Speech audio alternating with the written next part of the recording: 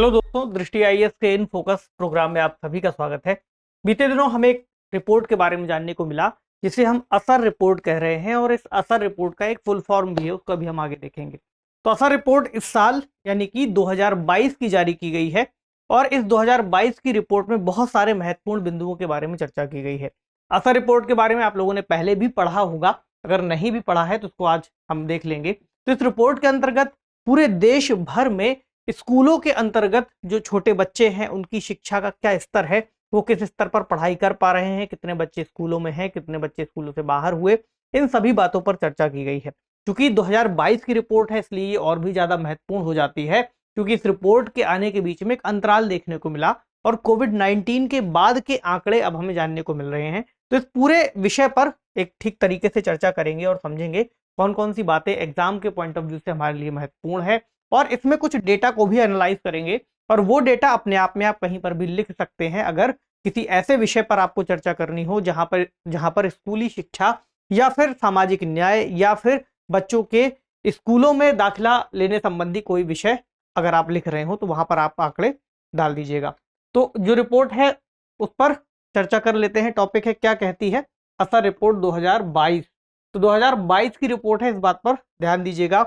और इस रिपोर्ट की जब आप तुलना देखेंगे तो 2018 की रिपोर्ट से की जा रही होगी, उसको भी समझ लेंगे। तो an expert explains bright spots areas of concerns in ASER 2022। तो न्यूज में दिया हुआ है कि इसमें कौन कौन से ऐसे क्षेत्र हैं जो चिंता की बातें करते हैं, जिन पर हमें ध्यान देना चाहिए। तो इसकी चर्चा क्यों की जा रही है इसको देखेंगे। असर रिपोर्ट क्या है इसको समझेंगे, यानी जो असर नाम से इसको क्यों नाम दिया गया है ये भी जानना जरूरी है। और फिर रिपोर्ट के महत्वपूर्ण बिंदुओं को तो देख ही लेंगे, क्या इसका लाभ हो सकता है, और एक सवाल जो आपसे मेंस में पूछा जा सकता है प्रारंभिक परीक्षा के लिए भी, अगर कोई तथ्य बनता है तो हम उसको भी नोट करते हुए चलेंगे।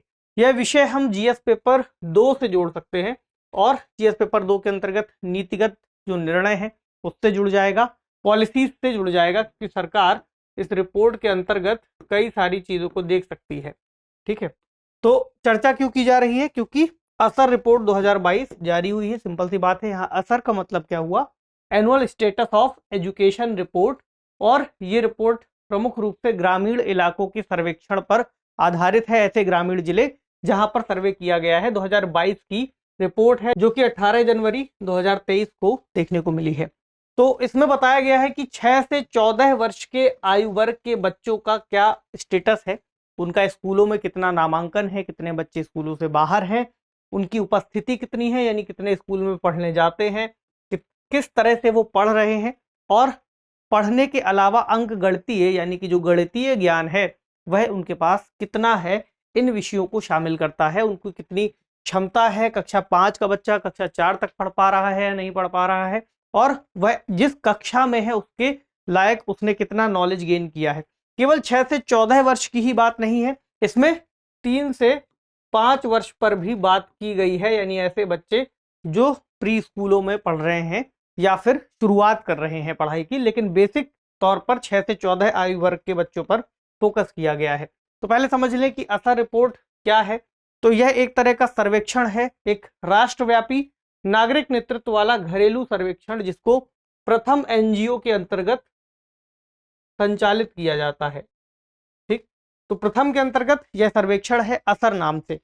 तो ग्रामीण भारत में बच्चों की स्कूली शिक्षा और सीखने की जो क्षमता है उसको दर्शाया गया है। बहुत सारे लोगों ने मिलकर के मेहनत की है, और इसके अंतर्गत लगभग सभी जिलों में जाकर के उन्होंने इसका अध्ययन किया है। अभी हम आगे डेटा में देख लेंगे कि कितने जिले शामिल किए गए थे। तो भारत के लगभग सभी ग्रामीण जिलों तक ये पहुंचे हैं। इसके अंतर्गत बच्चों के नामांकन की स्थिति, मूलभूत कौशल का जिला स्तर पर, राज्य स्तर पर और राष्ट्रीय स्तर पर अनुमान लगाया गया है, और रिपोर्ट में उन आंकड़ों को शामिल किया गया है जो उन्होंने प्राप्त किए हैं। तो इसको मान सकते हैं कि बहुत ज्यादा महत्वपूर्ण रिपोर्ट है, क्योंकि देश के अंतर्गत हम देखते हैं कि जो भी करदाता है, टैक्स पेयर्स हैं, वो अपना पैसा सरकार को देते हैं, और सरकार का कार्य है लोक कल्याणकारी चीजों में उसको खर्च करना, सबसे पहले शिक्षा, स्वास्थ्य और बाकी सारी चीजें। तो अगर हम शिक्षा के स्तर पर देखें, जो खर्च किया जा रहा है वहां से कितना आउटपुट हमें मिल पा रहा है, यानी खर्च तो कर दिया गया, पैसा तो आ गया, लेकिन उससे कितना उत्पादन हमें मिला, या हम कहें उससे हमें कितना लाभ मिला, उस पैसे का कितना यूटिलाइजेशन सही तरीके से किया गया, ये हमें इस रिपोर्ट से पता चलता है। क्योंकि पूरे देश के अंतर्गत एक ऐसा सर्वेक्षण बहुत ज्यादा महत्वपूर्ण है, इसलिए इस रिपोर्ट पर चर्चा की जा रही है। तो असर 2022 की जो रिपोर्ट है, ये 4 साल के अंतराल के बाद पहला फील्ड आधारित बेसिक राष्ट्रव्यापी सर्वेक्षण माना गया है। असल में इस सर्वेक्षण की शुरुआत अगर हम देखेंगे तो 2005 से हुई थी और लगभग अगले 10 वर्षों तक इसको सालाना आधार पर किया जाता रहा है, यानी हम कह सकते हैं 2015 तक, यहाँ 2015 तक। फिर 2016 से ये निर्णय लिया गया कि इसको और विस्तार दिया जाए और ठीक से चीजों को समझा जाए, तो 2016 से इसको 2 वर्षों में किया जाने लगा। तो हम देखते हैं कि उसके बाद की रिपोर्ट फिर 2018 में आती है और फिर अगला सर्वेक्षण 2019 का होता है। 19, 20 और 21 3 सालों का जो समय था कोविड-19 में निकलता है और उस समय जो सर्वेक्षण किए जा रहे थे उसके लिए फिर फोन कॉल्स और बाकी चीजों का इस्तेमाल किया जाता रहा। इसलिए फिर ऐसा कहा गया है कि अब जो 2022 का जो रिपोर्ट आई है, इस रिपोर्ट में बेसिक स्ट्रक्चर पर फील्ड आधारित सर्वे फिर किया गया है। तो हम कह सकते हैं कि 4 साल का अंतराल यहाँ देखने को मिला। इसलिए आप देखेंगे कि 2022 के लिए जो डेटा है उसकी तुलना फिर 2018 से की जा रही है। इसमें ऐसा नहीं मान के चलना है कि सालाना है या क्या है, इस बात को समझते हुए चलना है कि शुरुआती वर्षों में इसको सालाना किया जाता रहा सर्वेक्षण, फिर 2 वर्षों में, और अब फिर कोविड की वजह से यहाँ पर 4 साल का अंतराल आया।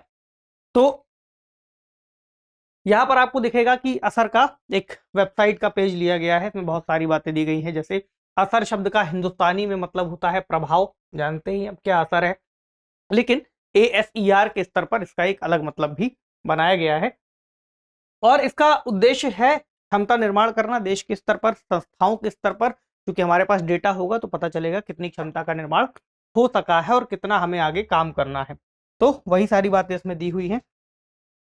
अब हम ये देख लें कि इसमें कितना कवरेज लिया गया है। तो इसमें भारत के अंतर्गत 616 जिलों को कवर किया गया है, 19,060 गांवों तक ये पहुंचे हैं और लगभग 3,74,555 घरों तक ये गए हैं। इसके अलावा इसमें 6,99,597 बच्चों से बातचीत की गई है, देखा गया है। इसमें 591 इनके पार्टनर्स थे और 27,000 से ज्यादा इसमें वॉलंटियर्स ने अपना योगदान दिया और जाकर के पूरा फिर डेटा कलेक्ट किया। क्योंकि रिपोर्ट अपने आप में बहुत ज्यादा बड़ी है, इसलिए उसमें कई सारे भागीदारों की आवश्यकता पड़ती है। तो देश के स्तर पर इसमें डाइट, कॉलेज, यूनिवर्सिटीज, NGOs और काफी सारे जो संस्थान हैं उनका सहयोग लिया गया है। तो रिपोर्ट के प्रमुख बिंदुओं को हम देख लेंगे ताकि हम ये अनुमान लगा सकें कि वर्तमान स्थिति क्या है। अभी के समय स्कूलों के लंबे समय तक बंद रहने के बावजूद देश भर के स्कूलों का जो नामांकन स्तर है उसमें सभी स्तरों पर वृद्धि हुई है। ये एक बड़ी बात है जो हमें जाननी चाहिए, क्योंकि कोविड-19 के दौरान हमने देखा कि कई सारे बच्चे स्कूल नहीं जा पाए, लेकिन उसके बाद भी जब स्कूल खुले तो बच्चे निश्चित तौर पर स्कूलों में गए हैं और स्कूलों में जाकर के उन्होंने फिर पढ़ाई को दोबारा से शुरू किया है। तो वर्तमान में 6 से 14 आयु वर्ग के लगभग 98% से ज्यादा बच्चों का नामांकन है और 2018 से अगर आप देखेंगे तो ये 97% से कुछ ज्यादा था, जो कि अब और ज्यादा बढ़ गया है 2018 और 2022 के बीच के अंतर को अगर देखें तो देश भर में स्कूल ना जाने वाली जो लड़कियां हैं उनके भी प्रतिशत में कमी आई है, यानी ऐसी लड़कियां जो स्कूल तक नहीं जा पा रही थी उनकी संख्या में गिरावट आई है और जो संख्या है स्कूल जाने वाली लड़कियों की वो बढ़ी है। तो 2022 में पूर्व प्राथमिक आयु समूहों में नामांकित बच्चों की संख्या में 7.1% की तीव्र वृद्धि दर्ज की गई है। इसके अलावा सरकारी और निजी स्कूलों में ऐसे बच्चे जो तीसरी कक्षा में पढ़ते हैं, ठीक, उनका प्रतिशत, जो ऐसे बच्चे जो दूसरी कक्षा के स्तर को पढ़ सकते थे उसमें गिरावट देखने को मिली है। यानी कक्षा 3 में पढ़ने वाला बच्चा कक्षा 2 की किताब पढ़ सके, तो ऐसे बच्चे कितने थे पहले 27.3%, अब वो 20.5% के स्तर पर आ गए हैं, उनका प्रतिशत हो गया है।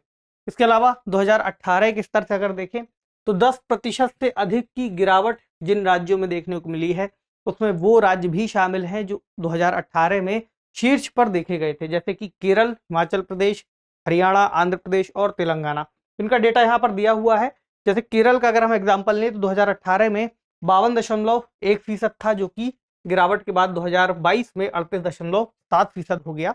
हरियाणा में देखेंगे तो 46.4% से 31.5% हुआ और तेलंगाना में 18.1% से 5.2%। यानी ऐसे राज्य हैं जहां पर 10% से ज्यादा की गिरावट देखने को मिली है बच्चों के पढ़ाई के स्तर में। अब 5वीं कक्षा के स्तर पर देखें तो कम से कम कक्षा 2 के स्तर का पाठ पढ़ने वाले बच्चों का अनुपात जो कि 2018 में 50% था, वो 2022 में गिरकर 42.8% हो गया है। हालांकि सभी राज्यों में ऐसा नहीं हुआ है, कुछ राज्य ऐसे भी हैं जहां पर यह जो संख्या है स्थिर रही या कुछ मामूली सुधार हुआ, जैसे कि इसमें शामिल है बिहार, ओडिशा, मणिपुर और झारखंड।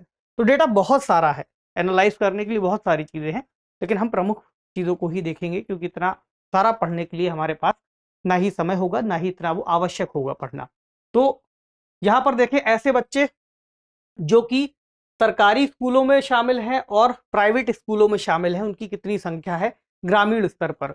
तो 2018 में जहां 65.6% बच्चे सरकारी स्कूलों में नामांकित थे, वहीं 2022 में अब सरकारी स्कूलों में बच्चों की जो नामांकन की संख्या है बढ़ गई है, 72.9% हो गई है। और प्राइवेट स्कूलों के हिसाब से इसमें गिरावट आई है।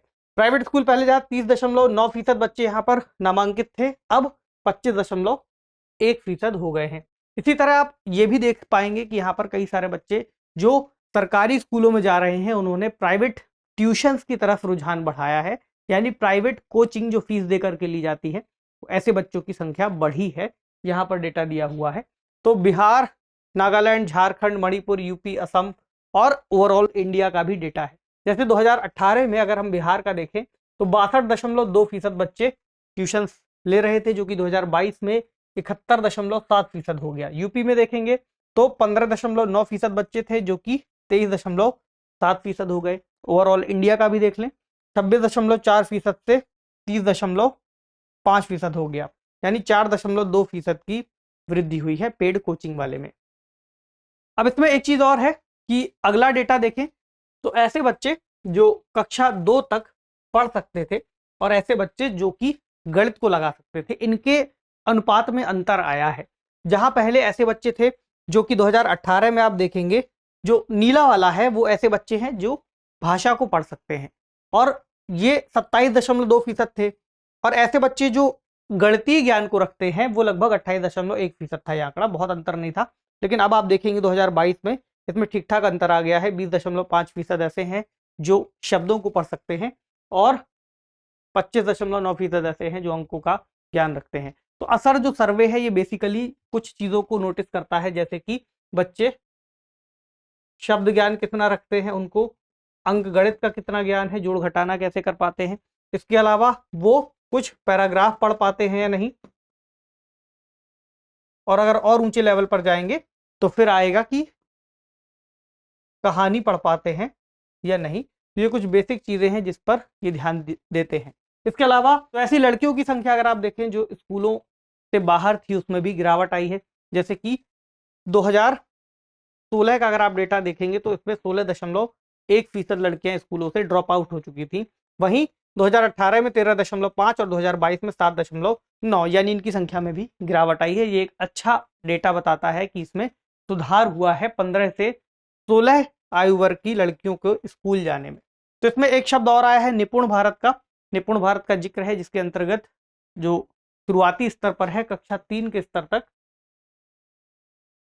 इसका मकसद ही है कि बच्चों को लर्निंग एबिलिटी उनकी सुधारी जाए, ताकि वे अंकों को सीख सकें, संख्याओं को सीख सकें और शब्दों को सीख सकें जब वे कक्षा 3 तक आए।